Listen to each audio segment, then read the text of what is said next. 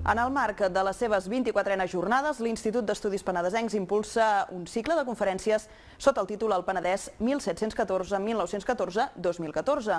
Les ponències, que s'estan duent a terme entre aquesta setmana i la que ve a diferents municipis del Gran Penedès, van encaminades a reflexionar sobre el passat, el present i el futur de Catalunya, coincidint amb la commemoració del tricentenari i el moment actual que viu el país. Ahir una de les conferències d'aquest cicle es va fer a Vilanova i la Geltrú.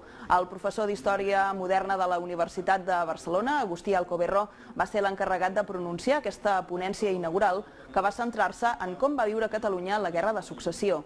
Alcoberro va desgranar en la seva intervenció les claus d'aquest conflicte que va agafar una dimensió internacional i també va parlar sobre quin va ser el paper del nostre país en aquest enfrontament bèl·lic que va acabar amb l'ocupació de Catalunya i en conseqüència amb la fi de les llibertats i constitucions catalanes. A la conferència també es va parlar del Penedès, que va ser testimoni d'aquesta guerra. De fet, va patir i viure en primera persona el setge de Barcelona.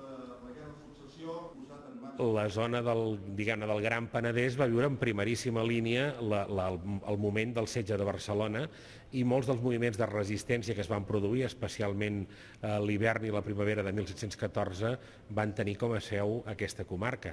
També algunes de les accions punitives més dures per part de les tropes borbòniques, com la crema de viles o altres accions repressives.